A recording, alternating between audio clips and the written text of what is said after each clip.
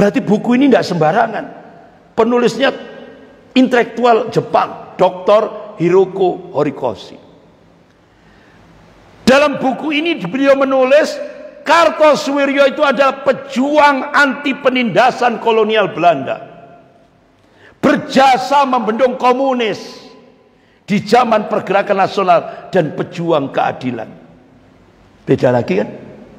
Ini orang Jepang ini jujur, objektif. Jadi Kartosoewirjo itu benar-benar pejuang, kalau bahasa kita mujahid terhadap penindasan Belanda, penjajah Belanda. Dan Kartosoewirjo itu kata beliau berjasa membendung komunis pada masa era Soekarno. Dan beliau juga pejuang keadilan. Akhirnya hari Rabu 5 September 2012 di Taman Ismail Marzuki Jakarta Pusat, Wakil Ketua DPR RI sekarang Dr. Fadlizon, ini orangnya Prabowo, langsung menunjukkan 81 foto-foto perjuangan Kartosoewirjo. Akhirnya Profesor Anhar Gonggong, guru besar ilmu sejarah Universitas Indonesia yang sekuler itu, langsung, ya Allah, begitu saya melihat 81 foto itu, ternyata Kartosoewirjo itu adalah pejuang Islam sejati, bukan pemberontak. Itu loh. Hanya tokoh sekuler tadi, tapi kan sudah ditembak mati. 50 tahun baru terbongkar.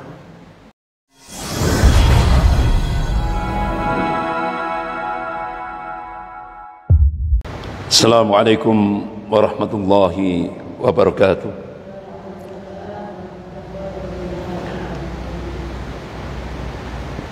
Innal hamdalillah nahmaduhu wa nasta'inuhu wa nastaghfiruh wa na'udzu billahi min shururi anfusina wa min sayyiati a'malina. May yahdihillahu fala mudilla lahu wa may yudlil fala hadiya lahu.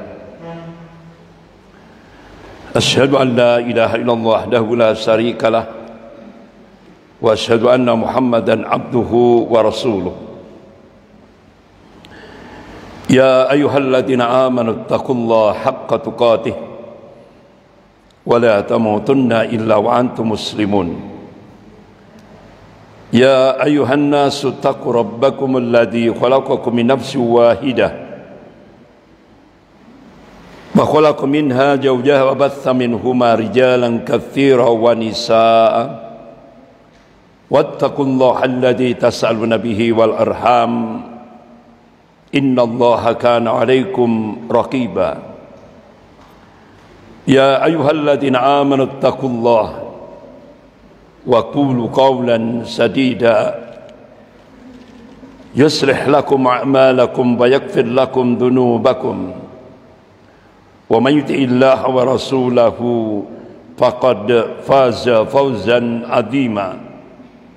Amma ba'd, fa inna asdaqal hadis kitabullah wa khairul hadi hadi Muhammadin sallallahu alaihi wasallam wa syarrul umur muhdatsatuha wa kullu muhdatsatin bid'ah wa kullu bid'atin dhalalah wa kullu dhalalatin finnar.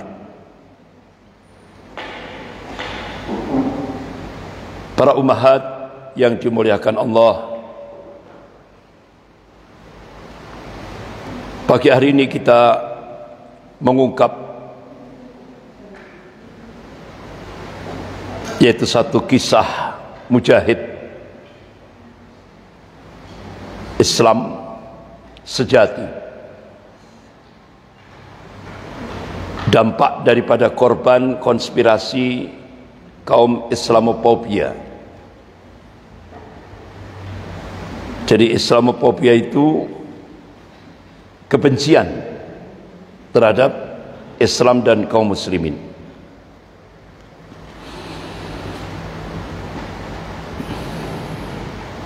Kalau dulu saat kita dijajah oleh Belanda,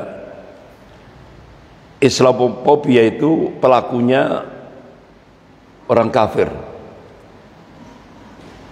Belanda. Kalau sekarang di Indonesia, sejarah itu berulang, ya. Sebagaimana Allah ingatkan dalam surah Al-Fat ayat 23, A'udzubillahi minasyaitonir rajim, sunnatullahi allati qad khalat min qabl wa lan tajida sunnahi tabdila. Kata Allah, sunnatullah itu sudah berlaku sejak dulu, dan kalian tidak akan pernah melihat, menyaksikan perubahan akan sunnatullah. Artinya Allah mengabarkan bahwa sejarah akan berulang. Hukum perulangan sejarah itu berlaku umum. Jadi sekali lagi Allah tegaskan sejarah akan berulang. Yang membedakan adalah warna dan kualitasnya. Kalau dulu gerakan Islamophobia itu dilakukan oleh orang-orang kafir Belanda saat umat Islam dijajah oleh orang kafir Belanda. Sekarang gabungan orang kafir dan orang munafik. Orang munafik di sini KTP-nya Islam, ya dia sholat, ya puasa, ya haji dan umroh bahkan berkali-kali. Tapi dia benci terhadap mujahid. Nah, itu. Dia benci terhadap mujahid Islam. Para ummahat yang dimuliakan Allah,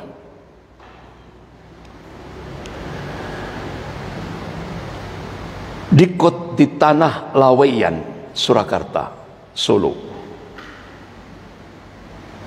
Di sana ada seorang tokoh Islam namanya Bapak Haji Samanhudi. Sepulang beliau dari Mekah Al-Mukarramah tahun 1902, beliau membentuk Serikat Dagang Islam SDI 16 Oktober 1905 Miladiyah.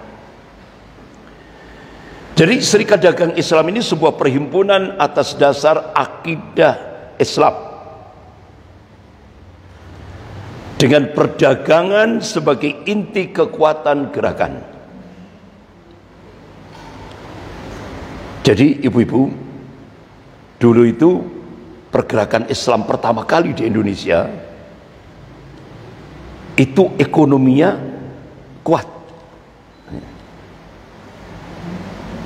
sehingga berbekal pada kekuatan akidah yang kuat, ekonomi dan perdagangan yang kuat,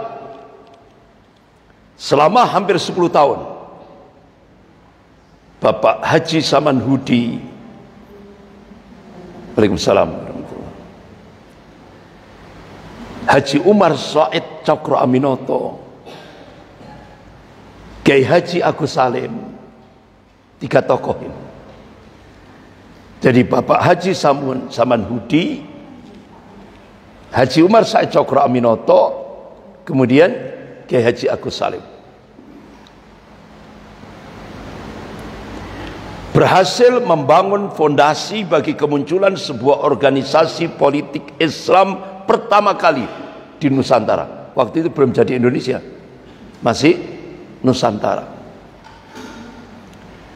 Bahkan di kawasan dunia Islam pada masa itu. Itulah yang akhirnya diberi nama SI, Syarikat Islam. Dan Masya Allah bercita-cita akan memproklamasikan diri untuk berpemerintahan sendiri, yang sering diberi nama, kalau bahasa Belandanya itu Jeb Bestor. Itu tahun 1916, 10 tahun, luar biasa ini. Mulai tahun 1905 sampai 1916. Serikat Islam. Ibu-ibu yang dimuliakan Allah, akhirnya keinginan bangsa Muslim Nusantara atau Hindia Timur untuk berpemerintahan sendiri ini, kalau dihitung sekarang itu sudah 108 tahun yang lalu. Diproklamasikannya sebagai bentuk hijrah oleh Sentral Serikat Islam melalui Kongres Nasional yang pertama, yang waktu itu Bapak Haji Umar Said Cokroaminoto pidato di alun-alun Bandung dan Gedung Concordia atau sekarang namanya Gedung Merdeka yang dipakai untuk konferensi Asia Afrika. Ini beliau pidato tanggal 17 Juni 1916. Jadi alun-alun Bandung dulu seperti ini. Tidak tahu sekarang. Ada yang sudah ke sana. Jadi ini bukan alun-alun Bangil loh Bu ya. Walaupun masjidnya hampir mirip Bangil, ya kan. Tapi ini alun-alun Bandung. Ibu-ibu yang dimuliakan Allah, i'tiqad dari keyakinan dan keberanian untuk memproklamasikan kehendak berpemerintahan sendiri bagi bangsa pribumi Muslim di tengah kekuasaan kolonial penjajah Belanda. Waktu itu Indonesia masih dijajah, tapi sudah ada keinginan ingin membuat sebuah negara. Ini embrio, cikal bakal. Tentulah oleh tiga tokoh tadi sudah dipersiapkan secara matang. Apa istilah orang Jawa? Tidak gerusa gerusu. Benar-benar dengan perhitungan yang matang. Kalau bahasa sekarang TSM, terstruktur, sistematis, masif. Nah, ini. Jadi bermula dari Laweyan, Surakarta, Solo, kemudian ke Surabaya. Nah, di Surabaya itu Haji Umar Said Cokroaminoto kaderisasi, punya santri 3, Soekarno, Muso, Kartosuwiryo. Satu guru tapi tiga ideologi. Satu guru, outputnya muncul 3 ideologi. Sampai sekarang rumahnya Pak Haji Umar Said Cokroaminoto yang di Surabaya itu masuk cagar budaya oleh Pemkot Surabaya. Gurunya satu, Haji Umar Said Cokroaminoto. 3 santrinya ini beda-beda. Soekarno lebih menonjol pada ideologi nasionalis sekuler, agama dipinggirkan. Muso lebih cenderung pada ideologi komunis. Kartosuwiryo cenderung pada ideologi Islam. Ini. Akhirnya setelah dari Surabaya itu puncaknya Haji Umar Said Cokroaminoto menuju berakhir ke tanah Pasundan di Bandung, yaitu di alun-alun Bandung dan Gedung Concordia. Jadi Gedung Concordia ini menjadi saksi bisu sebagai titik nol, start awal untuk berpemerintahan sendiri dari bangsa Muslim Nusantara ini. Para ummahat yang dimuliakan Allah, jadi Haji Umar Said Cokroaminoto ini pidato lantang di alun-alun Bandung dan Gedung Concordia ini, di mana Gedung Concordia ini pusat aktivitas elit orang-orang Eropa. Jadi seolah-olah Haji Umar Said Cokroaminoto itu ingin menyuarakan bahwa peradaban Barat harus tunduk di bawah peradaban Islam, Karena Islam itu ya'lu wa la yu'la alaih. Islam itu tinggi, tidak ada yang bisa menyamai. Itu Bu, seolah-olah seperti itu. Jadi kalau Ibu melihat film Ar-Risalah gitu ya, ketika para sahabat Rasulullah keluar dari Ka'bah melafadzkan kalimat tauhid, la ilaha illallah, la ilaha illallah, ya kan? Seperti itulah gambarannya, proklamasi. Jadi ibu-ibu yang dimuliakan Allah, awal keyakinan dan kehendak berpemerintahan sendiri ini bagi bangsa muslim telah dilakukan syarikat Islam 108 tahun yang lalu. Dan kini jika sudah kuat kehendak untuk mewujudkannya, maka bangsa muslim Indonesia harus melanjutkannya dengan menjadikan Islam sebagai landasan gerak, ideologi dan worldview, pandangan dunia.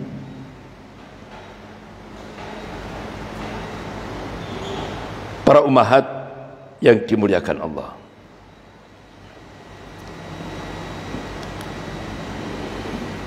inilah titik nolnya Kampung Batik Laweyan,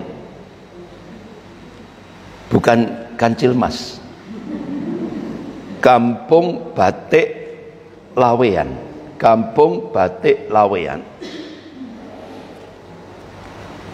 Dari sinilah pergerakan-pergerakan untuk menegarakan Islam dalam satu model pemerintahan Indonesia ini sebagai tinta sejarah mencatatnya, sehingga puncaknya muncullah Piagam Jakarta 22 Juni 1945 dan proklamasi negara Islam Indonesia oleh Kartosuwiryo 7 Agustus 1949. Jadi Piagam Jakarta 22 Juni 1945 ini Indonesia belum merdeka ini, ya kan? 22 Juni 1945.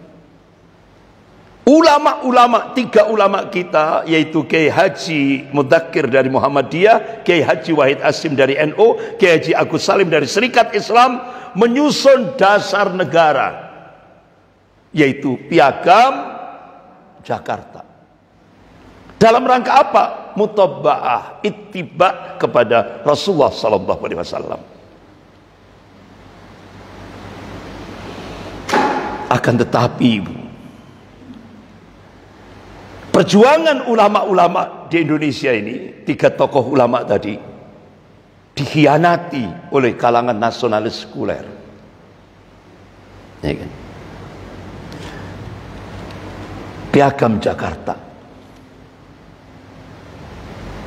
Kapan pengkhianatan yang dilakukan oleh nasionalis sekuler yang dimotori oleh Soekarno? Yaitu tanggal 14 Juli 1945. Pada saat sidang kedua Badan Penyelidik Usaha Persiapan Kemerdekaan Indonesia, BPUPKI. Pada saat sidang kedua, tanggal 14 Juli 1945, Piagam Jakarta diganti oleh kelompok nasional sekuler, yaitu dipimpin oleh Soekarno, diganti pembukaan Undang-Undang Dasar 1945. Sehingga apa yang dicita-citakan ulama, 3 ulama kita untuk generasi Indonesia ke depan, supaya dia paham ketika membaca kitab Sirah Nabawiyah, Rasulullah membangun Madinah Al-Munawwarah, daulah Madinah Al-Munawwarah, Rasulullah menegakkan Piagam Madinah. Nah, ulama kita di Indonesia, 3 ulama ini ketika mendirikan negara Republik Indonesia menegakkan Piagam Jakarta. Ini tujuannya ittiba kepada Rasulullah. Tapi Soekarno karena lebih mengarah pada ideologi nasionalis sekuler, agama harus dipinggirkan. Akhirnya 14 Juli 1945 Piagam Jakarta dirubah jadi pembukaan Undang-Undang Dasar 1945. Alinea pertama dengan nama Allah yang Maha Pengasih lagi Maha Penyayang, Bismillahirrahmanirrahim, dicoret. Alinea keempat diawali dengan Bismillahirrahmanirrahim, dengan nama Allah yang Maha Pengasih lagi Maha Penyayang, dihapus.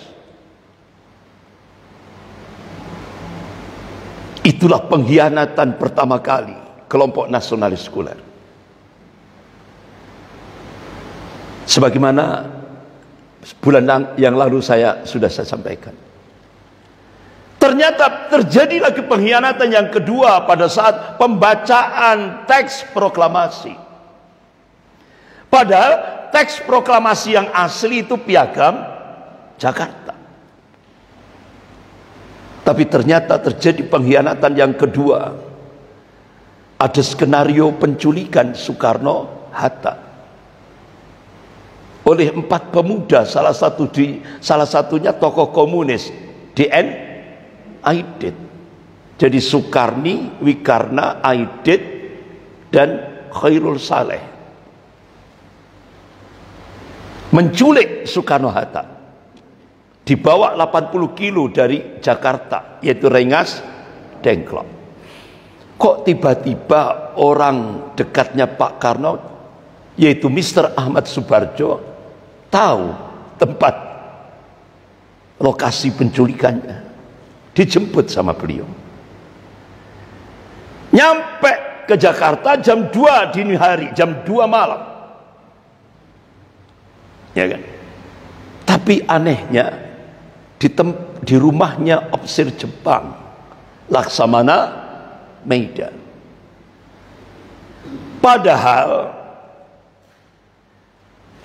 teks proklamasi yang sudah jadi kesepakatan 60 anggota Badan Penyelidik Usaha Persiapan Kemerdekaan Indonesia ini ditandatangani oleh tim 9, sudah sepakat akan dibacakan.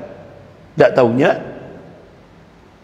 padahal dari rumahnya Opsir Jepang Laksamana Maida untuk ngambil teks Piagam Jakarta ini tadi, teks proklamasi yang asli, itu kalau jalan 2 menit.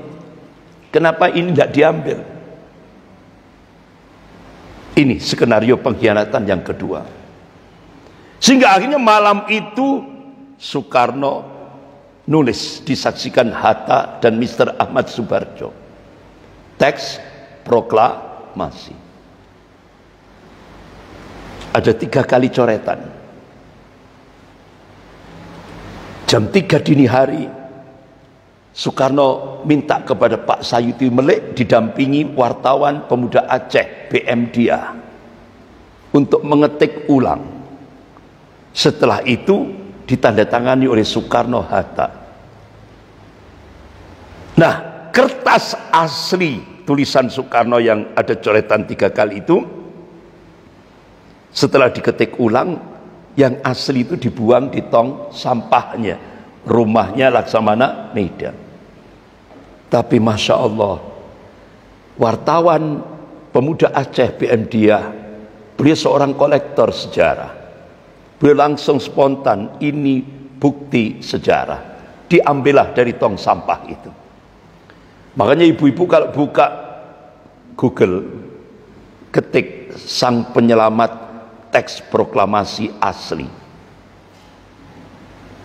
tulisan Soekarno, itu adalah BM Dia. Ternyata belum puas. Sore hari ada rencana pengkhianatan yang ketiga. Sore hari jam 10 pagi kan dibacakan teks proklamasi Indonesia Merdeka. Sore hari ada ultimatum dari umat Kristiani dari Indonesia bagian timur, katanya lewat opsir Jepang. Nah, opsir Jepang kan Laksamana Meida. Kalau 7 kata dalam Piagam Jakarta tidak dihapus, yaitu ketuhanan dengan kewajiban menjalankan syariat Islam bagi pemeluk-pemeluknya, kalau tidak dihapus, umat Kristiani akan lepas dari negara Republik Indonesia. Padahal selesai proklamasi, 3 ulama yang nyusun Piagam Jakarta ini, yang menyusun dasar negara Republik Indonesia ini, sedang perjalanan pulang. Kiai Haji Wahid Hasim dari NU perjalanan pulang ke Jombang. Kiai Mudzakkir dari Muhammadiyah perjalanan pulang. Kiai Agus Salim juga perjalanan pulang. Akhirnya Bung Hatta, akhirnya Soekarno minta Tuan Muhammad Hasan disaksikan Hatta, bahkan minta bantuan Pak Kasman Singodimedjo untuk melobi-lobi pimpinan pusat Muhammadiyah, yaitu Bapak Ki Bagus Hadi Kusumo, supaya mencoret 7 kata ini. Singkat cerita, lobi-lobi yang dilakukan oleh Pak Kasman Singodimedjo ini berhasil, sehingga 7 kata dihapus oleh Bapak Ki Bagus Hadi Kusumo. Setelah dihapus, berarti yang tersisa ketuhanan, titik, ya kan? Akhirnya Pak Ki Bagus Hadi Kusumo memunculkan istihad, kalau syariat dihapus, kita harus berjuang yang lebih tinggi dari syariat, yaitu tauhid. Akhirnya diganti ketuhanan yang Maha Esa sampai hari ini. Bukan sampai hari ini, terjadi pengkhianatan lagi. Nah, akhirnya Bapak Muhammad Natsir, Perdana Menteri Republik Indonesia, memberikan statement. Tanggal 17 Agustus 1945, semua ulama dan umat Islam seluruh Indonesia mengucapkan kalimat tahmid, Alhamdulillahirabbil alamin. Tapi keesokan harinya setelah merdeka, seluruh umat Islam dan ulama se-Indonesia mengucapkan istighfar, astagfirullah. Karena ketuhanan dengan kewajiban menjalankan syariat Islam bagi pemeluk-pemeluknya dihapus oleh kelompok nasionalis sekuler karena ada ultimatum. Akhirnya wartawan Tempo waktu itu, Seiko Ogawa, orang Jepang, tanya kepada opsir Jepang Laksamana Meida, apakah benar ada ultimatum dari umat Kristiani dari Indonesia bagian timur untuk mencoret 7 kata dalam Piagam Jakarta? Apa jawaban Laksamana Meida? Hatta adalah temanku, tapi saya tidak pernah mendapat tekanan atau titipan dari umat Kristiani Indonesia bagian timur untuk menghapus 7 kata. Ternyata bohong.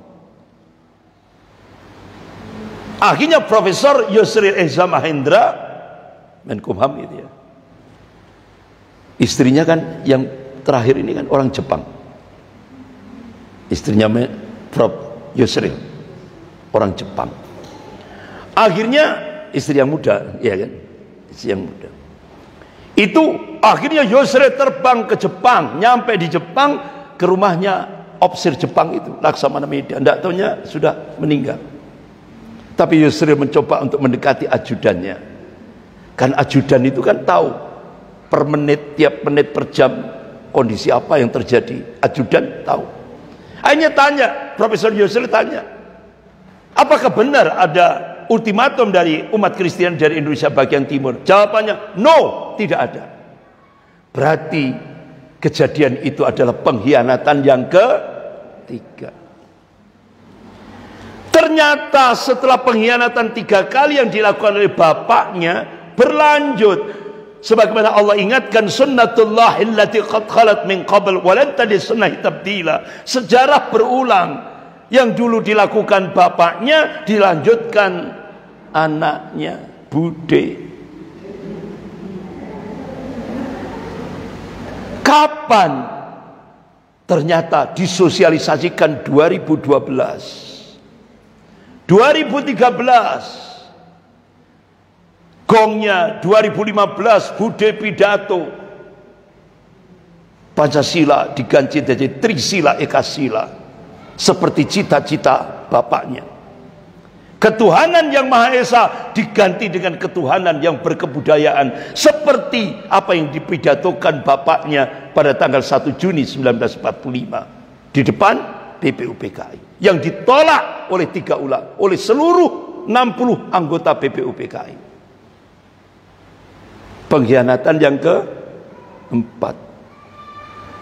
Ternyata sejarah berulang, dilanjutkan lagi pengkhianatan yang kelima oleh petugasnya Bude, yaitu Pak Mulyono.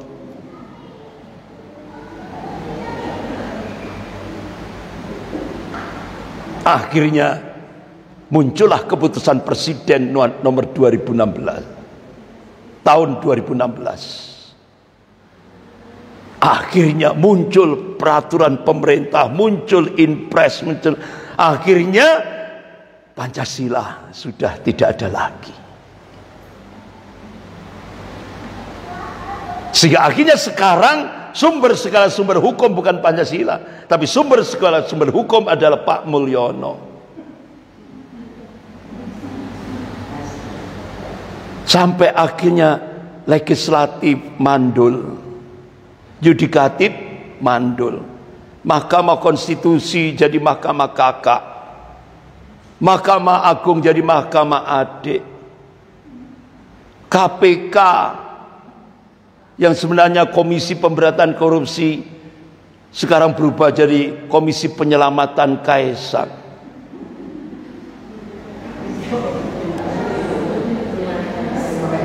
Ya Allah, kenapa itu bisa terjadi? Karena segala sumber hukum sekarang ini Pak Mulyono. Nah, itu tadi ceritanya. Sekarang balik lagi ke materi. Tadi agak nyelonong dulu. Sekarang balik ke laptop. Ibu-ibu yang dimuliakan Allah. Jadi Piagam Jakarta yang dicetuskan, yang disusun oleh 3 ulama ini, yaitu Kiai Haji Wahid Hasim dari NU, Kiai Haji Abdul Qahar Mudzakkir dari Muhammadiyah, Kiai Haji Agus Salim dari Serikat Islam, lahirlah Piagam Jakarta. Puncaknya proklamasi negara Islam Indonesia oleh Kartosuwiryo. Jadi Kartosuwiryo itu meneruskan cita-cita gurunya. Gurunya itu Bapak Haji Umar Said Cokroaminoto. Gurunya bercita-cita kita mencintai bangsa kita itu dengan ajaran Islam. Kita berusaha sepenuhnya untuk mempersatukan seluruh atau sebagian terbesar bangsa kita dengan Islam. Alhamdulillah sampai hari ini cita-cita gurunya Kartosuwiryo dikabulkan oleh Allah. Sehingga sekarang Indonesia yang banyak sukunya, banyak bahasa daerahnya, banyak pulaunya bisa bersatu dengan Islam. Karena Islam itu rahmatan lil alamin. Ini akhirnya Kartosuwiryo memproklamasikan negara Islam Indonesia. Saat itu Indonesia dipaksa oleh Belanda menjadi Republik Indonesia Serikat. Yang ini sangat merugikan Indonesia. Di tengah-tengah Indonesia dipaksa oleh penjajah Belanda karena agresi Belanda kedua tahun 48. Ibu kota negara Jogja dibom, ya kan? Dibom. Soekarno Hatta ditangkap, dibuang ke Brastagi Sumatera Utara, dibuang lagi ke Bangka. Akhirnya Kartosuwiryo memproklamasikan negara Islam Indonesia. Karena pada saat itu belum ada kedaulatan. Belum. Karena ada agresi Belanda kedua. 19 Desember 1948. Akhirnya Kartosuwiryo memproklamasikan proklamasi berdirinya negara Islam Indonesia. Bismillahirrahmanirrahim. Asyhadu an la ilaha illallah wa asyhadu anna Muhammadar Rasulullah. Kami, umat Islam bangsa Indonesia, menyatakan berdirinya negara Islam Indonesia, maka hukum yang berlaku atas negara Islam Indonesia itu ialah hukum Islam. Allahu Akbar, Allahu Akbar, Allahu Akbar. Atas nama umat Islam bangsa Indonesia, Imam Negara Islam Indonesia, tertanda SM Kartosuwiryo. Madinatul Indonesia, 12 Syawal 1368 Hijriah, bertepatan 7 Agustus 1949 Miladiah. Nah, ibu-ibu yang dimuliakan Allah, dua arus besar inilah, Piagam Jakarta dan proklamasi negara Islam Indonesia, merupakan tanda koma untuk dilanjutkan oleh generasi muda bangsa Muslim Indonesia saat ini dan masa depan. Dan itu ternyata dimulai titik nolnya dari Kampung Batik Laweyan, Surakarta, Solo, sejak 200 tahun yang lalu. Embrionya itu, perintisannya itu 200 tahun yang lalu. Nah, ibu-ibu yang dimuliakan Allah,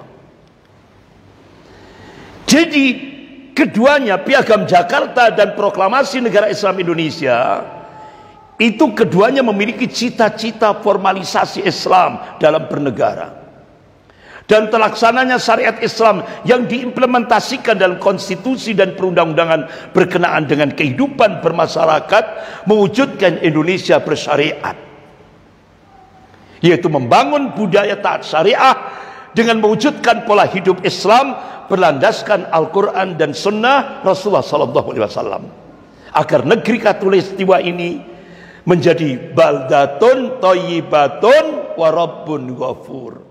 Ini cita-cita the founding father, pendiri negara Republik Indonesia ini, menjadi negara yang dilimpahi dengan segala kebaikan dan ampunan dari sisi Allah Subhanahu wa taala.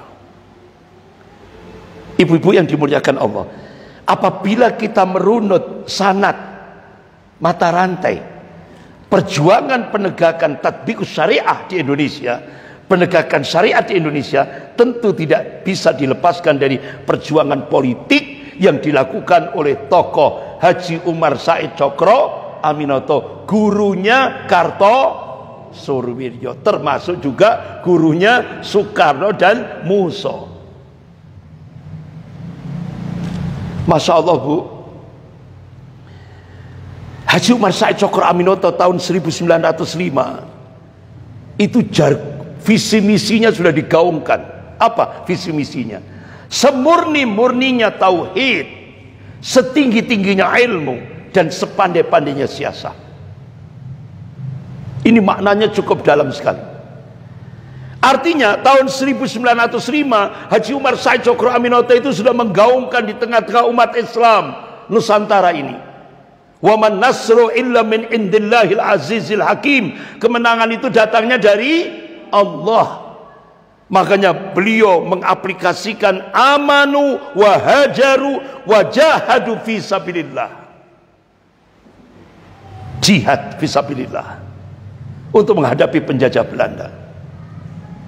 Ini bahkan tanggal 15 Januari 1926 Haji Umar Said Cokro Aminoto nulis di sebuah koran Hindia Baru. Apa tulisan beliau? Bila umat Islam tidak memiliki khalifah atau pemimpin, maka seolah-olah badan yang tidak punya kepala. Masya Allah, Bu, luar biasa ini. 1926 ada yang sudah lahir? 1926? Belum kan? Ini Haji Umar Said Cokro Aminoto itu sudah menggaungkan pentingnya kepemimpinan Islam sangat urgent kepemimpinan Islam. Kira-kira dalilnya apa? Surah Al-Baqarah ayat 30. A'udzubillahi minasyaitonir rajim. Wa idz qala rabbuka lil malaikati inni ja'ilun fil ardi khalifah. Sesungguhnya Allah berfirman pada para malaikatnya, aku hendak menciptakan di muka bumi ini seorang khalifah, pemimpin. Saya beberapa waktu yang lalu dipanggil sama Pak Jenderal Purnawiran Gatot Nurmantio, mantan Panglima TNI, di sebuah hotel bintang 5 di Surabaya. Pak Gatot mengatakan,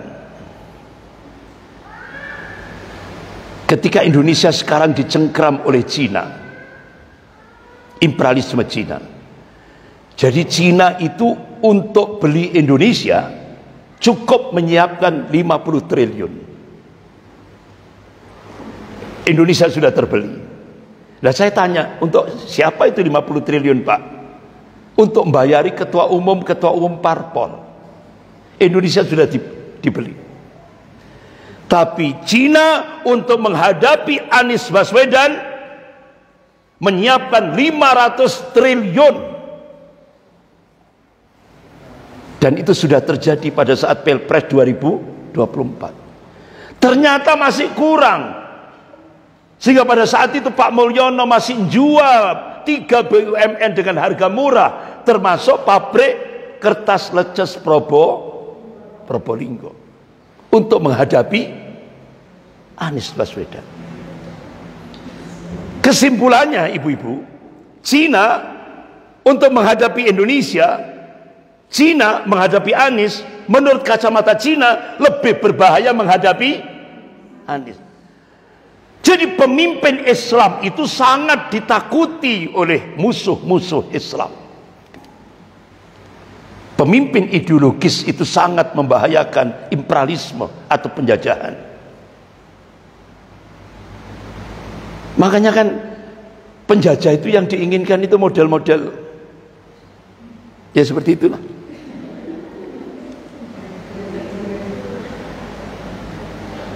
Apalagi Cina sudah punya ancang-ancang, yang dipilih itu sebenarnya bukan Prabowo, tapi yang dipilih itu sebenarnya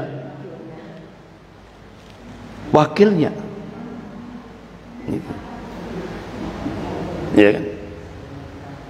Saya terus tanya pengurus BNN, Badan Nasional Narkotika, itu ternyata dia itu paham, Ustadz, saya paham kok. Orang yang pencandu narkoba itu paham, pengkonsumsi narkoba paham. Jadi ternyata yang diinginkan oleh Cina itu yang sudah seperti itu. Sehingga Indonesia mudah dicengkram. Itu. Ibu-ibu yang dimuliakan Allah.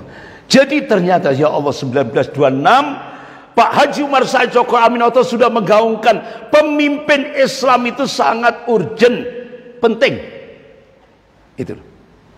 Itu yang ditakuti oleh musuh-musuh Islam. Imam, tidak hanya sholat, tapi dalam kehidupan berbangsa dan bernegara.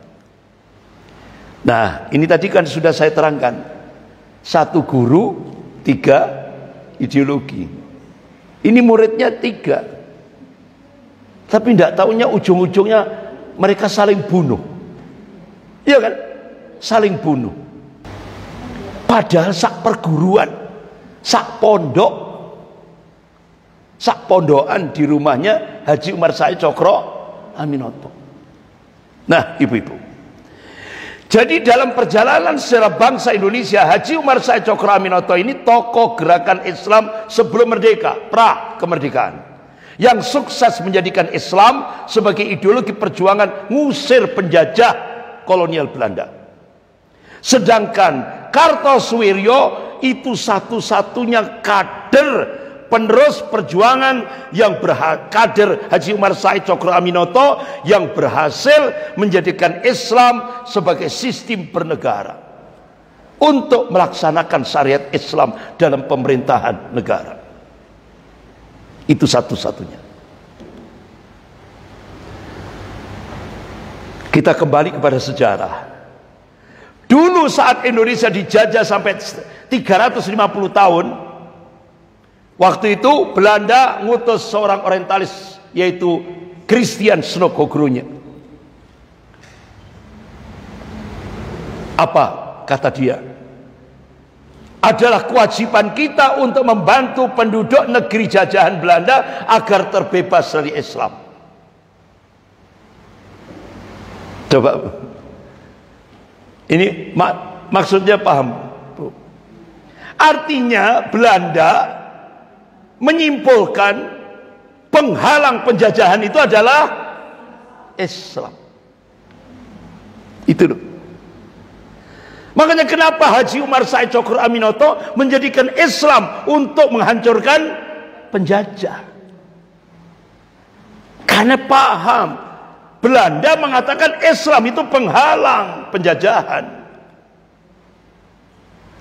Sehingga akhirnya Christian Snokogrunje ketika melihat potret umat Islam saat itu, ada Islam ritual jumlahnya mayoritas, ada Islam sosial, ada Islam politik jumlahnya sangat-sangat sedikit sekali.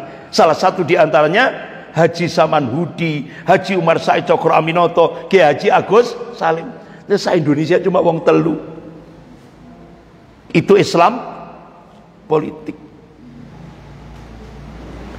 Yang Islam sosial tadi itu Pak Haji Saman Hudi, dia masuk ekonomi, dia jadi pengusaha batik. Itu. Ini yang sangat membahayakan bagi penjajah Belanda. Akhirnya cita-cita Christian Snokogrunje, bila tidak dapat menjadikan umat Islam murtad, maka yang penting jangan sampai umat Islam itu mempraktekkan syariat Islam. Itu. Sehingga akhirnya semua orientalis penjajah Belanda menyimpulkan Islam sebagai faktor penghalang misi penjajahan, terutama yang disebutnya sebagai Islam politik.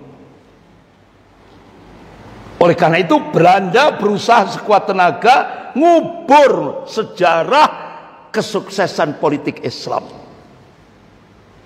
Harus dikubur. Kalau dulu penjajah, sekarang orang sekuler, nasionalis sekuler. Habisi Islam politik, termasuk Kartosuwiryo. Sejarah berulang. Sehingga akhirnya penulisan sejarah sampai hari ini yang dilakukan oleh kelompok nasionalis sekuler, menulis sejarah Kartosuwiryo pemberontak. Benar? Jadi Kartosuwiryo itu pemberontak, itulah sebutan yang telah lama disematkan pada tokoh Islam yang satu ini, Islam politik yang satu ini. Bahkan sebagian besar rakyat Indonesia mengenalnya sebagai sosok pembangkang yang hendak mengganti Republik Indonesia menjadi negara Islam pada masanya dulu. Dan cerita itu terus berkembang sampai sekarang.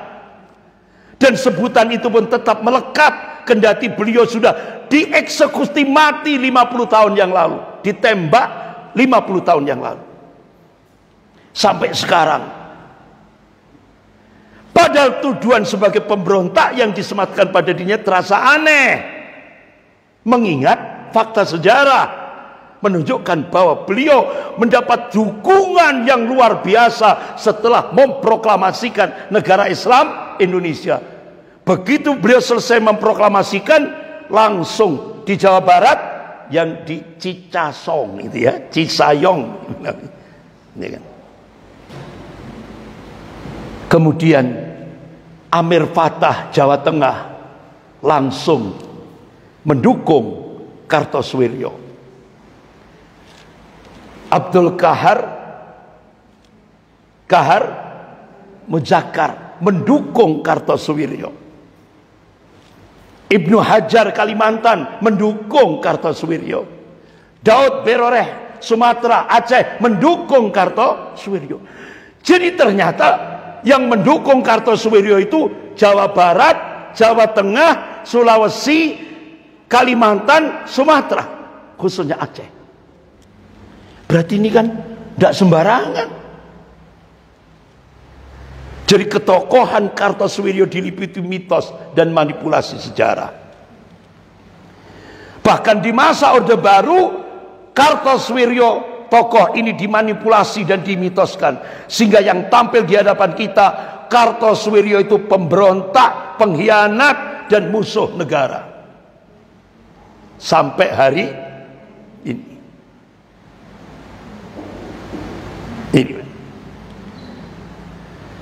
Bahkan lukisan distortif tentang Kartosuwiryo itu diindoktrinasi selama masa Orde Baru melalui penataran P4, pelajaran-pelajaran sekolah, buku-buku sejarah mulai dari SD sampai SMA sampai hari ini.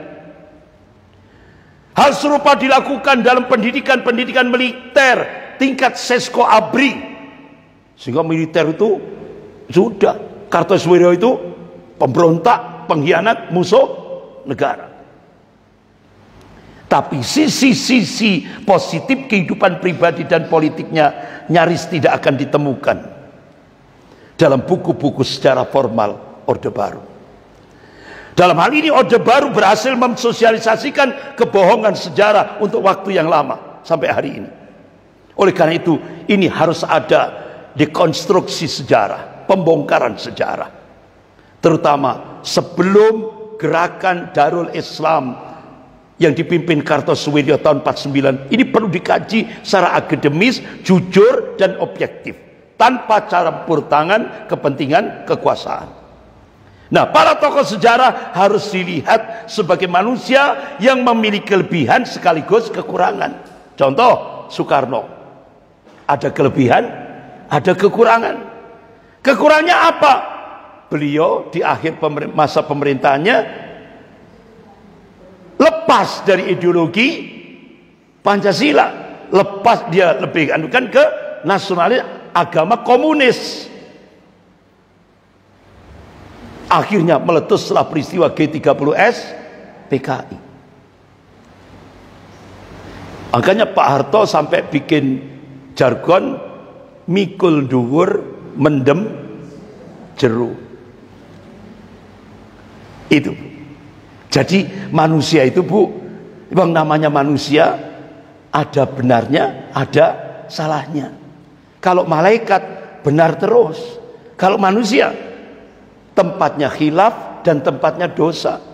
Selama ibu-ibu, selama kita itu masih disebut manusia, walaupun sorbannya 50 kilo, ya kan, tetap punya dosa, punya salah. Itu.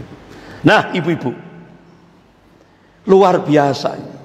Ini pakar sejarah orang sekuler, namanya Profesor Anhar Gonggong, guru besar ilmu sejarah Universitas Indonesia. Beliau nulis buku Kartosuwiryo dari patriot hingga pemberontak. Ditulis oleh Profesor Anhar Gonggong, guru besar ilmu sejarah UI, tahun 2004, halaman 251. Saya bacakan tulisan beliau. Di masa mudanya, Kartosuwiryo adalah sekretaris pribadi pimpinan Syarikat Islam, yaitu Haji Umar Said Cokro Aminoto, sekretaris pribadinya. Setelah Pak Haji Umar Said Cokro Aminoto wafat, Kartosuwiryo jadi presiden Syarikat Islam. Dari mujahid Islam inilah Kartosuwiryo mewarisi ideologi Islam dari gurunya Haji Umar Said Cokro Aminoto, yang kemudian mengembangkannya menjadi sistem kenegaraan. Untuk kepentingan ini, Imam SM Kartosuwiryo sempat menulis syarah kitab Ahkamus Sultaniyah yang ditulis oleh Al-Imam Mawardi rahimahullah, yang kitab Ahkamus Sultaniyah ini menjadi rujukan seluruh dunia Islam termasuk Indonesia. Masya Allah, Bu, tahun-tahun 1900 berapa itu? 1905 kali ya. Masya Allah, Kartosuwiryo nulis kitab bahasa Arab, syarahnya kitab Al-Ahkam Sultaniyah. Kata Profesor Anar Gonggong, ternyata beliau seorang mu'allif, seorang yang berilmu. Artinya apa? Belum tidak banyak sejarawan yang mengungkap derajat keilmuan Kartosuwiryo. Ternyata ilmunya luar biasa. Tahun-tahun itu beliau sudah mensarah kitab Al-Ahkam Sultaniyah. Bagaimana syariat Islam menyelenggarakan sebuah negara. Itu pensarahnya beliau. Ternyata beliau seorang mu'alif. Kartosuwiryo adalah pencetus pertama istilah negara Islam atau Darul Islam yang sering kita sebut dengan DII di Indonesia. Bahkan menurut Perdana Menteri Muhammad Natsir, memang benar negara Islam itu berasal dari Kartosuwiryo. Nah, Bapak, Ibu-ibu yang dimuliakan Allah, 3 perjuangan tokoh-tokoh Islam yang terlupakan, artinya tidak ditulis dalam buku sejarah. Nah, ibu-ibu yang dimuliakan Allah, tadi menurut orang-orang sekuler, Kartosuwiryo pemberontak, pengkhianat, musuh negara. Nah, sekarang kita coba lihat dari sisi positifnya, karena manusia itu ada kelebihan dan ada kekurangan. Nah, kenapa sih Kartosuwiryo kok memproklamasikan negara Islam Indonesia? Apa penyebabnya? Ternyata ini penyebabnya. Jadi upaya penyelesaian konflik dengan penjajah Belanda diselesaikan secara diplomatis waktu itu oleh Soekarno-Hatta.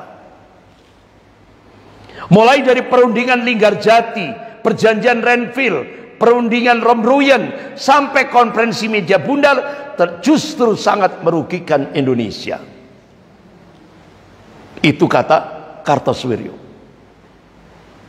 Perjanjian dan perundingan tersebut hanya menjadi siasat penjajah Belanda agar Indonesia tidak memperoleh kemerdekaannya secara utuh. Akibat kekecewaan yang memuncak terhadap perjuangan Indonesia yang cenderung bersikap lunak terhadap penjajah Belanda, akhirnya Bapak Kartosuwiryo memproklamasikan negara Islam Indonesia tanggal ini yang tadi sudah saya sampaikan. Jelas, Bu? Apa penyebabnya Kartosuwiryo memproklamasikan negara Islam Indonesia? Sudah jelas? Nah, akhirnya setelah negara Islam Indonesia muncullah 3 tokoh. Inilah trilogi kepemimpinan negara Islam Indonesia. Kartosuwiryo, Daud Beroreh, dan Kahar Mudzakkar. Ini 3 pemimpin negara Islam Indonesia. Kita lihat captionnya.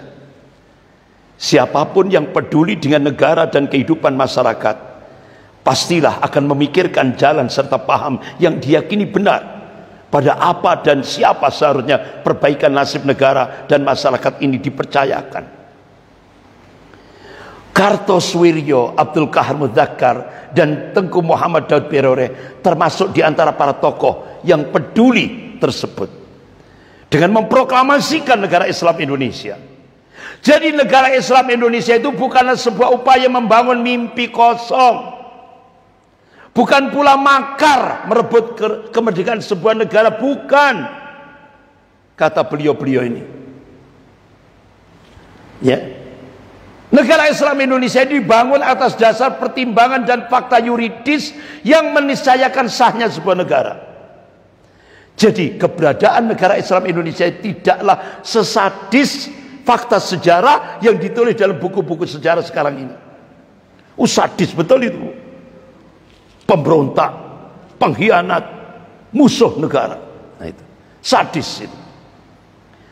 Jadi negara Islam Indonesia yang dipimpin Kartosuwiryo, Kahar Mudzakkar, dan Daud Beroreh ingin memberikan alternatif ideologi Manakala ideologi yang dikembangkan waktu itu demokrasi terpimpin oleh Soekarno itu nyata-nyata gagal dan menyengsarakan rakyat Indonesia. Akhirnya tiga tokoh ini nyuguhkan ayo untuk melawan penjajah Belanda, Islam jadikan untuk melakukan perlawanan terhadap penjajah. Itu aneh ini. Bukan orang bangil ini.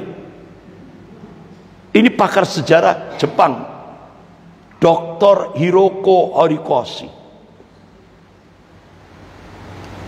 Dia nulis buku, judulnya sudah diterjemahkan dalam bahasa Indonesia dari bahasa Jepang, judulnya Kiai dan Perubahan Sosial. Bahkan kata pengantarnya ini dari Presiden Kiai Haji Abdurrahman Wahid. Dan Presiden Gus Dur ini ngasih kata pengantar. Berarti buku ini tidak sembarangan. Yang ngasih kata pengantar Gus Dur. Berarti buku ini tidak sembarangan. Penulisnya intelektual Jepang, Dr. Hiroko Horikoshi. Dalam buku ini beliau menulis Kartosoewirjo itu adalah pejuang anti penindasan kolonial Belanda, berjasa membendung komunis di zaman pergerakan nasional dan pejuang keadilan. Beda lagi kan? Ini orang Jepang ini jujur, objektif. Jadi Kartosoewirjo itu benar-benar pejuang, kalau bahasa kita mujahid terhadap penindasan Belanda, penjajah Belanda. Dan Kartosoewirjo itu kata beliau berjasa membendung komunis pada masa era Soekarno. Dan di zaman dan beliau juga pejuang keadilan. Nah, ibu-ibu, itu Kartosoewirjo. Tadi kan saya ngomong tiga tokoh yang tidak pernah ditulis dalam buku sejarah tentang kebaikannya. Yang ditulis keburukannya. Padahal kita itu menilai manusia itu harus objektif. Wong namanya manusia kadang benar kadang salah. Nah, ini yang kedua, tokoh yang kedua, Bapak Safrudin Prawiranegara. Saat Indonesia, ibu kota negara Indonesia dibom di Jogja, Soekarno-Hatta ditangkap, dibuang ke Brastagi Sumatera Utara, dibuang lagi ke Bangka. Biidznillah, atas izin Allah, atas pertolongan Allah, Allah munculkan seorang ulama dari Masumi, tokoh Masumi, Sumatera Barat, Bukit Tinggi, yaitu Bapak Safrudin Prawiranegara. Akhirnya beliau langsung memproklamasikan pemerintah darurat Republik Indonesia. Beliau sebagai presidennya, PDRI, Presiden Darurat Republik Indonesia, sekaligus pemerintah darurat Republik Indonesia. Dari rumahnya di Bukit Tinggi beliau berjuang sampai lewat radio nembus menjangkau markas PBB. Akhirnya gagallah konspirasi jahat penjajah Belanda yang ingin menjajah Indonesia lagi. Tahun 48, 3 tahun setelah Indonesia merdeka. Akhirnya Presiden SBY memberikan gelar pahlawan nasional kepada Pak Safrudin Prawiranegara, dan akhirnya Presiden SBY menjadikan 19 Desember itu hari Gerakan Bela Negara, GBK, Gerakan Bela Negara, GBN, Gerakan Bela Negara. Pertanyaannya, sang penyelamat Republik ini, presiden yang terlupakan ini, pernahkah ditulis dalam buku sejarah? Tidak. Inilah keikhlasan seorang ulama. Ibu-ibu yang dimuliakan Allah, tokoh Islam yang ketiga, Bapak Muhammad Natsir, yang pernah ke Masjid Manarul Islam. Bapak Muhammad Natsir, pendiri tokoh Masumi, ya kan, pengurus pendiri Dewan Dakwah Islamiyah Indonesia Pusat. Alhamdulillah juga yang mengangkat saya ditaruh di Malang. Saya diberi SK oleh beliau, ditancapkan di Malang sejak 1990 oleh beliau. Saya dipanggil ke Jakarta, ditancapkan di Malang atas rekomendasi Ketua Majelis Ulama Jawa Timur Bapak Kiai Haji Misbah yang sering ke Masjid Manarul Islam bersama Ustadz Muamal Hamidi, Allahumma yarham. Gitu.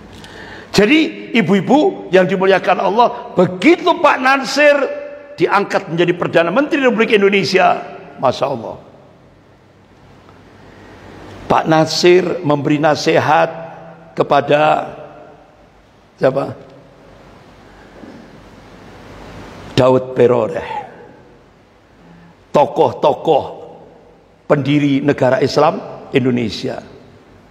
Pak Natsir memberi nasihat kepada Pak Safruddin Prawira Negara agar menyerahkan jabatan presiden kepada Bung Karno. Masya Allah. Akhirnya Pak Safruddin Prawira Negara dari Bukit Tinggi Sumatera Barat berangkat menuju Jogja didampingi Panglima Besar Jenderal Sudirman, menyerahkan kembali jabatan presiden kepada Bung Karno. Masya Allah, itulah adab seorang ulama ini. Diserahkan jabatan presiden ke Bung Karno. Luar biasa. Jadi Presiden Safruddin Prawira Negara itu memimpin Indonesia itu cuma 8 bulan, sama dengan Presiden Habibie 8 bulan.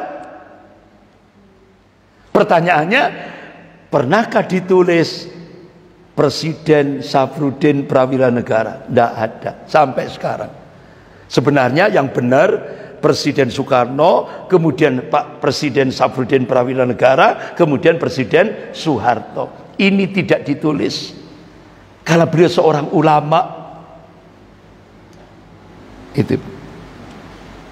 Jadi kalau dulu penjajah Belanda meminggirkan Islam dan ulamanya, sekarang orang-orang sekuler meminggirkan Islam dan ulama-ulamanya. Makanya Bung Karno dulu itu sempat ngomong, kami mudah menghadapi penjajah, tapi kalian nanti akan menghadapi bangsa kalian sendiri. Jadi penjajahnya ganti, bangsa kita sendiri. Tapi orang sekuler, anti Islam. Nah, ibu-ibu yang dimuliakan Allah, jadi arsitek pencetus NKRI adalah Bapak Muhammad Natsir. Sehingga Pak Natsir waktu itu diangkat oleh Soekarno menjadi Perdana Menteri Republik Indonesia pertama. Ini kabinet Natsir. Ini Soekarno, Hatta, Pak Natsir dan menteri-menterinya. Akhirnya Pak Natsir begitu lobby-lobby pada pemimpin-pemimpin resi tadi, termasuk Daud Beroreh, pokok pemimpin negara Islam Indonesia, termasuk Pak Safruddin dan semuanya. Akhirnya Pak Natsir pidato di depan parlemen pada tanggal 3 April 1950 yang akhirnya disebutlah mosi integral Natsir. Akhirnya tanggal 17 Agustus 1950 di Bangka, Soekarno Hatta memproklamasikan inisiatif Pak Natsir, Indonesia menjadi NKRI. Siapa pencetus NKRI? Bapak Muhammad Natsir. Sudah jelas? Sehingga akhirnya pakar-pakar sejarah menulis buku Satu Negara, Satu Negeri, 3 kali ini. Pakar-pakar sejarah bahkan mendapat kata pengantar dari Rektor Universitas Padjadjaran Bandung. Satu negeri, 3 proklamasi. Proklamasi pertama 17 Agustus 1945 Soekarno Hatta. Proklamasi kedua 7 Agustus 1949 Kartosuwiryo. Proklamasi ketiga 17 Agustus 1950 Muhammad Natsir. Satu negeri, 3 proklamasi. Diakui dan bersejarah sebuah proses Indonesia menjadi sebuah negara kesatuan Republik Indonesia. Ditulis dalam buku sejarah. Ini pakar-pakar sejarah. Nah, ibu-ibu yang dimuliakan Allah, akhirnya Indonesia resmi menjadi negara kesatuan Republik Indonesia dengan 10 provinsi dan 1 daerah istimewa Yogyakarta. Ini atas perjuangan Pak Natsir. Ibu-ibu yang dimuliakan Allah, 1 negeri 3 proklamasi. Alhamdulillah, Wakil Ketua DPR RI sudah mendapatkan buku ini, termasuk saya dapat. 1 negeri 3 proklamasi. Berawalnya dari 2 arus besar itu, Piagam Jakarta dan TII. Ini prosesnya menjadi 1 negeri 3 proklamasi.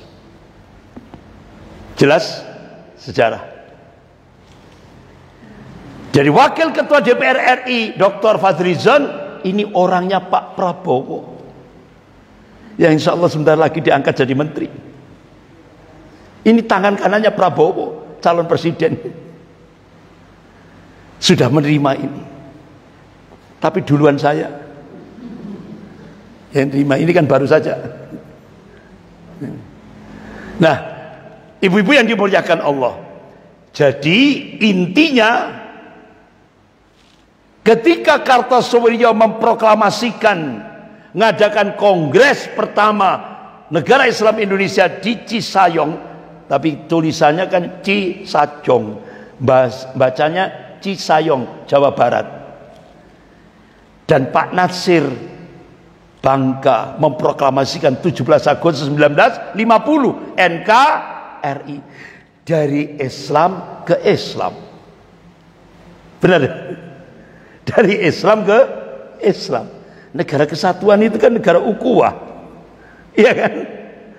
Yang pertama negara Islam Indonesia, yang kedua yang puncaknya negara ukhuwah Republik Indonesia. Sama prinsipnya. Benar, Bu?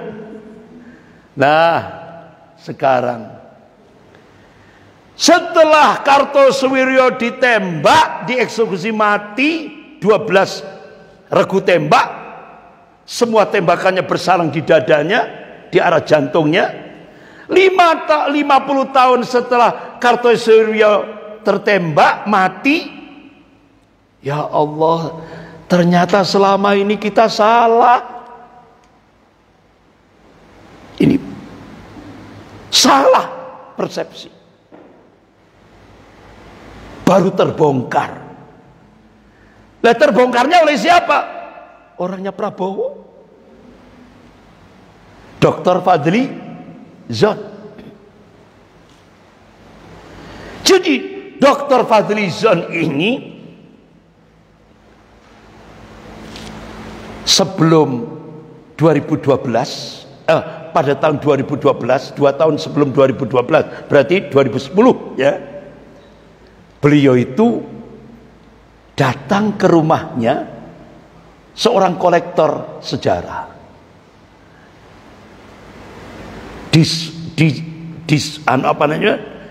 Disuguhi 81 foto-foto Kartosuwiryo lengkap dengan captionnya. Caption itu kan keterangan. Dibeli oleh Fadlizon, Wakil Ketua DPR RI sekarang. Akhirnya Pak Fadlizon, Wakil Ketua DPR RI sekarang, memberikan statement peristiwa DITI itu sejarahnya berbeda. roadnya, jalannya itu ada tahun 49. Itu bukan kudeta, bukan pemberontakan. Ini ditegaskan oleh Wakil Ketua DPR RI. Belum masuk ke dalam pengakuan kedaulatan ketika itu. Karena waktu itu Indonesia dipaksa jadi Republik Indonesia Serikat atas perintah penjajah Belanda. Belum diakui kedaulatan. Jadi itu bukan pemberontakan, bukan kudeta, kata beliau. Ini kita kalau itu kita diskusi panjang seni tentang hal, dan akhirnya kan menyatu dari jadi apa? Negara Kesatuan Republik Indonesia. Itu proses, bukan kudeta, bukan makar, dan tidak ada TAP MPRS-nya kan? Beda sama musuh di NID. Ada TAP MPRS nomor 25 tahun 66, pelarangan PKI, Undang-Undang nomor 27 tahun 99. Kan tidak ada Kartosuwiryo TAP MPRS pelarangan Islam, kan tidak ada kan? Tidak ada. Undang-undang melarang Islam, tidak ada. Jadi bukan pemberontakan itu. Akhirnya hari Rabu 5 September 2012 di Taman Ismail Marzuki, Jakarta Pusat, Wakil Ketua DPR RI sekarang Dr. Fadlizon, ini orangnya Prabowo, langsung menunjukkan 81 foto-foto perjuangan Kartosuwiryo. Akhirnya Profesor Anhar Gonggong, guru besar ilmu sejarah Universitas Indonesia yang sekuler itu, langsung, ya Allah, begitu saya melihat 81 foto itu, ternyata Kartosuwiryo itu adalah pejuang Islam sejati, bukan pemberontak. Itu loh. Hanya tokoh sekuler tadi, tapi kan sudah ditembak mati. 50 tahun baru terbongkar. Jadi benar-benar koleksi 81 foto ini menggegerkan Indonesia. Ini diberi judul Hari Terakhir Kartosuwiryo. Ibu-ibu yang dimuliakan Allah,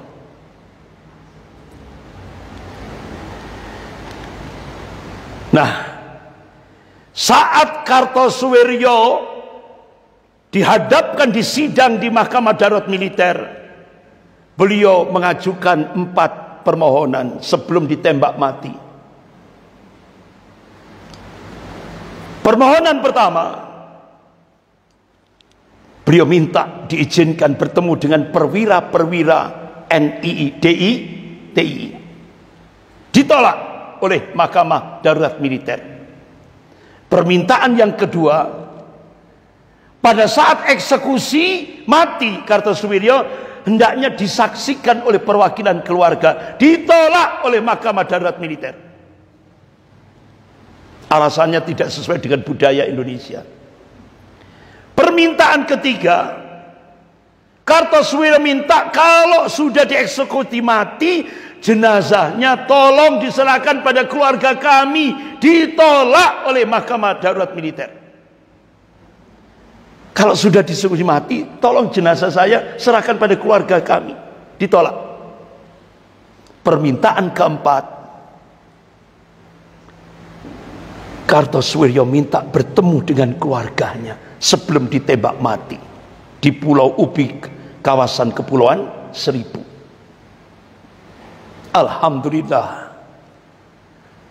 akhirnya Kartosuwiryo dari 4 permohonan itu yang dikabulkan cuma 1. Sebelum ditembak mati diizinkan bertemu keluarga. Alhamdulillah, 2 anak laki-lakinya dan 3 anak perempuan beserta istrinya, alhamdulillah datang ke rumah tahanan di Jakarta. Kemudian makan siang bersama. Kemudian dia memberikan wasiat pada keluarganya. Sebelum menjalani eksekusi mati, Kartosuwiryo sempat berwasiat di hadapan istri dan anak-anaknya di sebuah rumah tahanan militer di Jakarta. Menurut Bu Dewi, istrinya, saat itu Kartosuwiryo antara lain berkata, tidak akan ada lagi perjuangan seperti ini sampai 1000 tahun mendatang. Tidak ada lagi. Akhirnya istrinya meneteskan air mata. Kartosuwiryo mencoba tabah, tapi ternyata beliau juga ikut meneteskan air mata sambil mengusap kedua mata beliau. Akhirnya beliau ambil air wudhu, beliau sholat sunnah 2 rakaat, dan akhirnya beliau langsung siap ditembak mati. Ditutup mata beliau dengan pakaian setelah sholat sunnah 2 rakaat, pakai pakaian putih-putih seperti Rasulullah memberikan contoh, pakai putih-putih, ditali di tiang sebuah tiang, langsung 12 regu tembak menembak semua di dada beliau. Ternyata penembaknya belum puas, ditembak jarak dekat lagi, 1 kali tembakan, dan akhirnya baru diperiksa seorang dokter, ternyata beliau sudah wafat. Nah, ibu-ibu, jadi Kartosuwiryo nama yang problematis dan kontroversial di Indonesia dulu hingga sekarang. Saat Orde Lama berkuasa yang merupakan puncak perjuangan negara Islam Indonesia, Kartosuwiryo dituduh sebagai pemberontak. Namun fakta sebenarnya Kartosuwiryo sesungguhnya tokoh penyelamat bangsa Indonesia, melebihi apa yang dilakukan oleh Soekarno dan tokoh-tokoh nasional sekuler. Itu diakui oleh pakar sejarah dari Jepang, Dr. Hirohito tadi, yang tadi dia nulis buku. Jadi ternyata tokoh Kartosuwiryo ini, perjuangan di beliau ternyata tokoh penyelamat bangsa, perjuangannya melebihi apa yang dilakukan oleh Soekarno dan tokoh-tokoh nasionalis yang lain.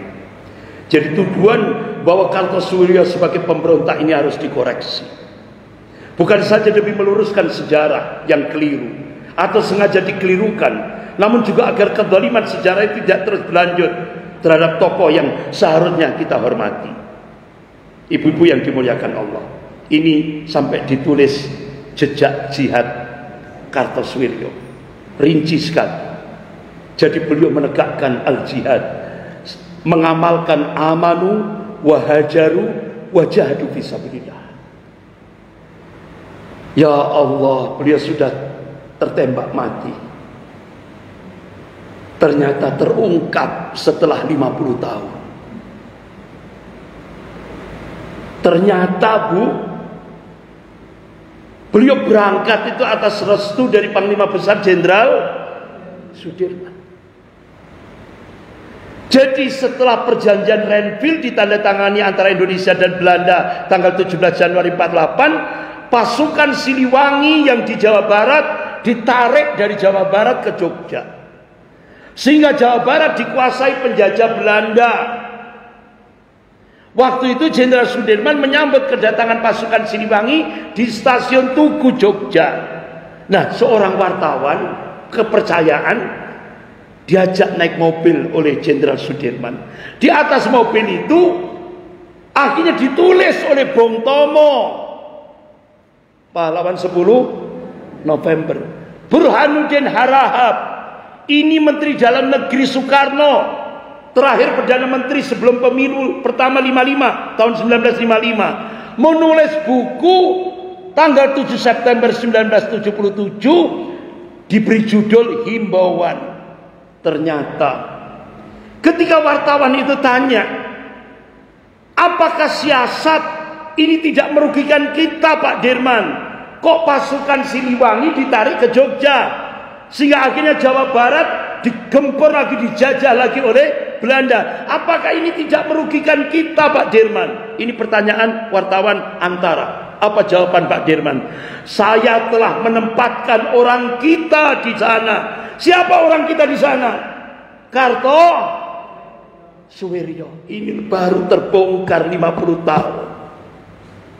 Tapi beliau sudah dibunuh. Ini yang ngomong bukan saya, Bu. Pahlawan 10 November Bung Tomo. dan Burhanuddin Harahap, Menteri Dalam Negeri era Soekarno.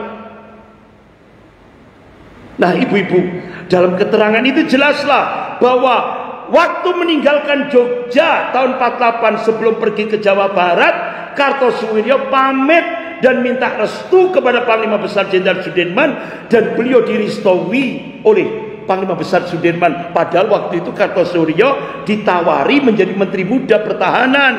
Berarti kan beliau orang penting, Kartosuwiryo itu orang penting. Diminta oleh Pak Dirman jadi wakil Menteri Muda Pertahanan. Tapi beliau tolak. Beliau lebih jihad, mengutamakan jihad perang melawan penjajah Belanda di Jawa Barat. Ibu-ibu, akhirnya beliau serahkan jabatan Menteri Muda Pertahanan itu pada sahabatnya sendiri, yaitu Pak Aruji Kartawinata. Setelah memperhatikan kondisi dan situasi serta membaca peta politik, maka Kartosuwiryo berjuang mewujudkan cita-citanya apa? Jihad melawan penjajah. Jadi bukan pemberontak. Beliau berjihad. Nah kalau memberontak negara kan ngebom kantor, ngebom ibu kota negara. Yang ngebom ibu kota negara Belanda kan, bukan Kartosuwiryo kan. Lah Kartosuwiryo itu diperintah Panglima Besar Jenderal Sudirman melawan Belanda. Tapi ini kan baru terungkap 50 setelah beliau ditembak mati. Akhirnya benar terjadi konferensi meja bundar. Ternyata Soekarno menerima hasil perjanjian konferensi meja bundar, dan akhirnya Soekarno mendapat penghargaan dari tokoh-tokoh Freemason Regionis Yahudi Internasional. Ini telegram pengakuan. Saya bacakan ini penghargaannya untuk Soekarno. Berhubungan dengan pengangkatan yang mulia sebagai Presiden pertama Republik Indonesia Serikat RIS, Tarekat Mason Bebas Yahudi, dengan segala hormat mengucapkan selamat pada Yang Mulia Soekarno, dan menegaskan kepada Anda bahwa tujuan Republik Indonesia Serikat untuk menjalani kemanusiaan seluruhnya mendapat resonansi dalam asas-asas Tarekat Mason Bebas. Artinya mendapatkan apresiasi, penghargaan dari organisasi Yahudi Internasional. Soekarno dapat penghargaan, pujian dari Yahudi. Kartosuwiryo dapat tembakan dari Soekarno.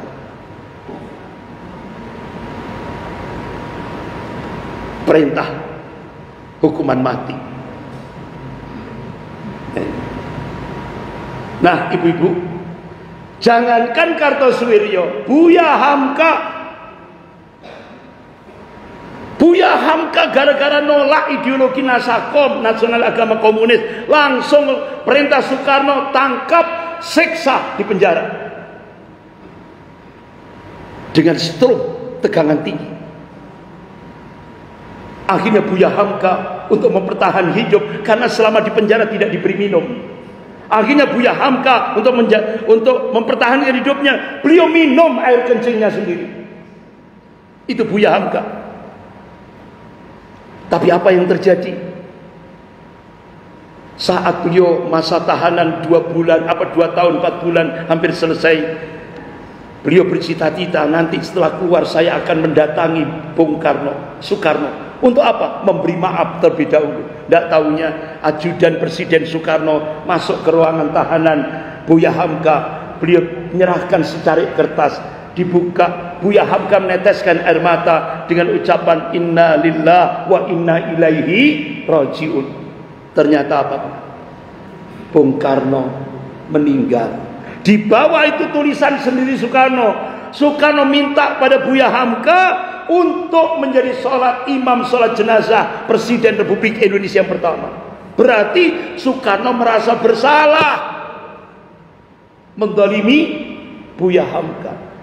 Bu, tidak hanya Buya Hamka, Pak Natsir dijebloskan penjara tanpa prosedur hukum 4 tahun di tahanan militer Batu Malang.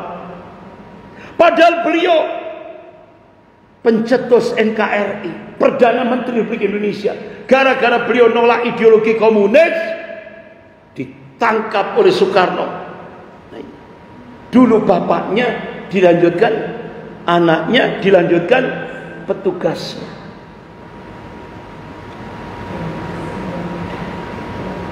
Nah, ibu-ibu, akhirnya sebelum Kartosuwiryo dieksekusi mati, saat beliau mendapatkan restu dari Panglima Besar Jenderal Sudirman, beliau menulis manifesto politiknya.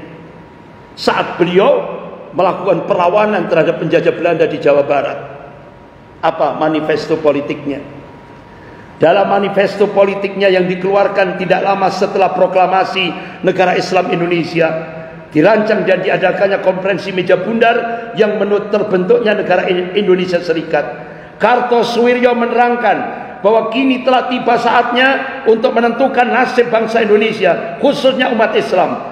Perjuangan ini haruslah dilaksanakan lebih luas lagi dengan Islam agar dapat tercapai mardhatillah, keridhaan dari Allah Subhanahu wa taala.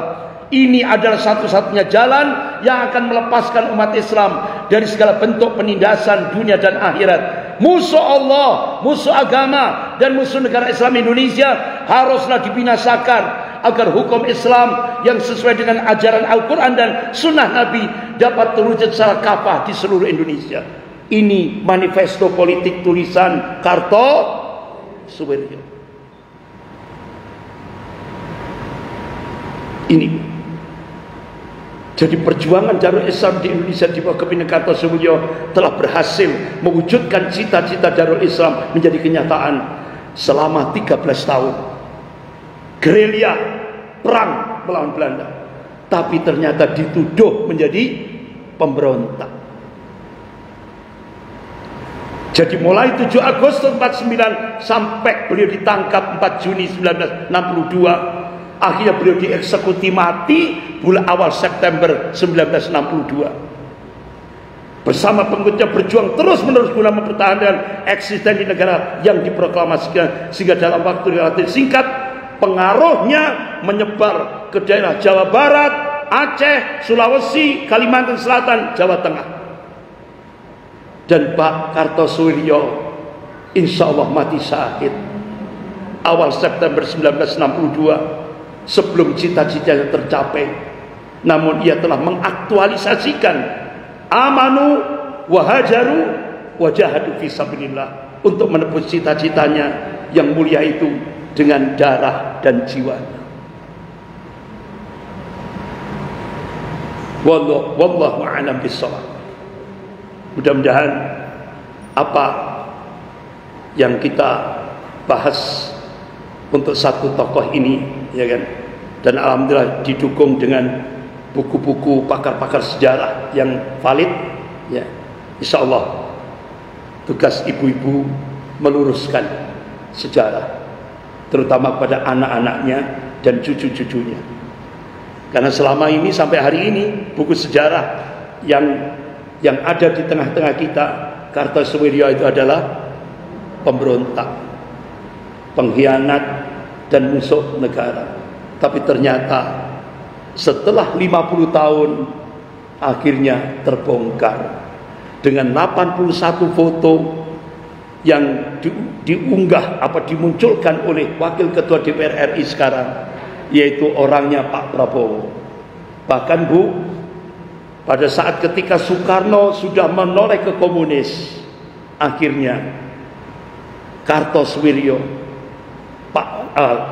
ketika oleng Kartosuwiryo kan sudah ditembak 1962. Ketika Soekarno tahun sampai tahun 65 itu sebelum 64, ya kan, itu Soekarno sudah fokus ke komunis. Akhirnya Pak Saprudin Prawira Negara, termasuk bapaknya Pak Prabowo, mendirikan PRRI untuk melakukan perlawanan terhadap Soekarno. Jadi bapaknya Pak Prabowo itu siapa namanya itu? Sumitro Joyo Hadikusumo. Itu tokoh PRRI juga yang melakukan perlawanan terhadap Soekarno. Mudah-mudahan Pak Prabowo ingat itu. Ya, mudah-mudahan ingat itu. Nah, ibu-ibu, makanya orang-orang merah itu Bu, paham ya, orang-orang merah itu sangat benci kepada Kartosuwiryo, sangat benci pada Pak Saprudin Prawira Negara, sangat benci kepada Pak Natsir, sangat benci kepada tokoh-tokoh PRRI, termasuk orang-orang merah yang di Surabaya, Jawa Timur. Ini tidak tahunya sekarang mau dilantik jadi, anaknya mau dilantik jadi presiden, Pak Prabowo. Mudah-mudahan ini pintu Allah menyelamatkan Indonesia. Walaupun Pak Mulyono sudah memberikan statement, beliau dikasih waktu cuma berapa tahun? 2 tahun. Habis itu dihabisi. Ya kan? Ya kan, Bu? Nah, sejarah akan berulang. Bu, dulu pernah saya sampaikan, setelah peristiwa G30 SPKI, ABRI dan umat Islam bersatu melawan komunis. ABRI yang dimaksud siapa itu? RPKAD yang dipimpin oleh Sarwo Edi Wibowo, mertuanya Pak SBY. Nah, RPKAD itu sekarang jadi Kopassus. Kopassus itu danjennya Prabowo. Berarti sejarah akan berulang. Insya Allah. Itu yang kita yakini. Karena Allah sendiri kan, ya Bu, yang meyakinkan. Ya kan? Sejarah akan berulang. Dulu RPKAD yang sekarang Kopassus, RPKAD bersama umat Islam menghabisi komunis. Insya Allah umat Islam dan Kopassus akan kembali bersatu melawan komunis gaya baru. Sekian, ditutup. Kita akhiri dulu, formalnya ditutup dulu. Kita akhiri dengan doa kafarat majlis. Subhanakallahumma bihamdika asyhadu an la ilaha illa anta astaghfiruka wa atubu ilaik. Wabillahi taufik wal hidayah. Wassalamualaikum warahmatullahi wabarakatuh.